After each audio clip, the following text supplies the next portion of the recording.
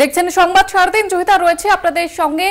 নির্বাচনী কার্যালয়ে বৈঠক করতে গিয়ে বিক্ষোভের মুখে শ্রীরামপুরের বিজেপি প্রার্থী কবির শঙ্কর বোস এবং যেমনটা জানা যাচ্ছে জেলা সভাপতি মোহন আদকের বিরুদ্ধে ভুরি ভুরি অভিযোগ। দলীয় কর্মীদের একাংশের ফেক ভিডিও ভাইরাল করার অভিযোগে মেজর ঋত্বিক পালকে পুলিশ গ্রেপ্তার করলে তাকে জামিন করাতে যান মোহন আদক। বিষয়টি জানাজানি হতেই ক্ষোভে ফেটে পড়েন দলীয় কর্মী সমর্থকরা।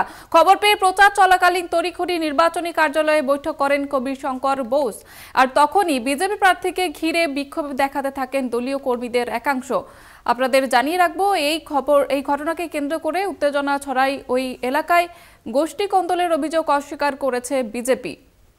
আপনাদের যেমনটা জানাচ্ছিলাম, শ্রীরামপুরে বিজেপির অন্দরে কোন্দল এবং ইতিমধ্যে সেই ছবি আপনারা দেখতে পাচ্ছেন। গতকাল রাতে এই ঘটনাটি ঘটেছে এবং জেলা সভাপতির বিরুদ্ধে ভুরি ভুরি অভিযোগ। আর যদিও এই গোষ্ঠী কোন্দলের কথা অস্বীকার করেছে বিজেপি। দ্বন্দ্ব মেটাতে গিয়ে বিক্ষোভের মুখে পড়েন সেখানকার বিজেপি প্রার্থী।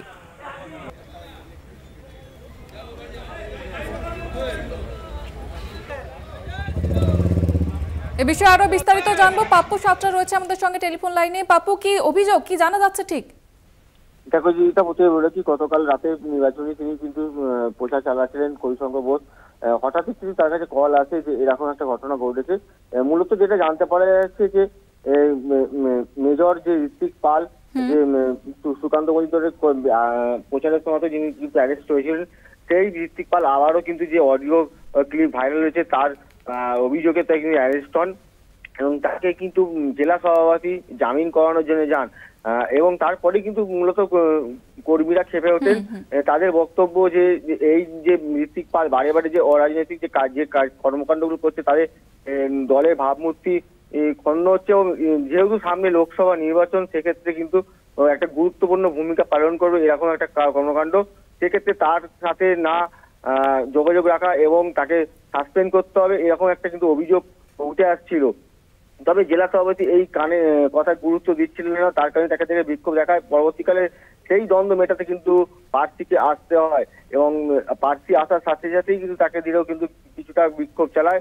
অবশেষে তিনি শান্ত করেন কর্মীদের এবং বৈঠক করেন। এক প্রকার বৈঠক করার পর বিষয়টাকে একটা জায়গায় নিয়ে আসেন এবং পরবর্তী ক্ষেত্রে যে জেলা সভাপতি তাকেও কিন্তু বোঝানো হয়। ইতিমধ্যে এই ক্ষোভ কিন্তু এখনো কিন্তু সেইভাবে না নিবলেও কিন্তু একাংশ দলীয় কর্মীদের মধ্যে কিন্তু উঠছে। ধন্যবাদ জানাবো পাপ্পু।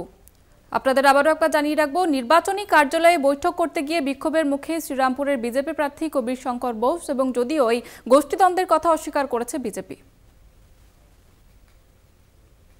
এখন আমি যা আগে শুনতাম যে ঋত্বিক পাল নাকি দাঁড়াবে, ওই কর্নেল না কি জানো, ও তো এর আগে একবার অ্যারেস্ট হয়েছিল পুলিশকে মারার জন্য।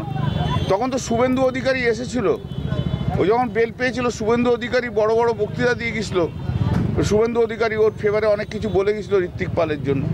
আজকে ঋত্বিক পাল এখন শুনছি যে এটা করেছে, তাহলে শুভেন্দু অধিকারী তো এর মধ্যে হাত রয়েছে।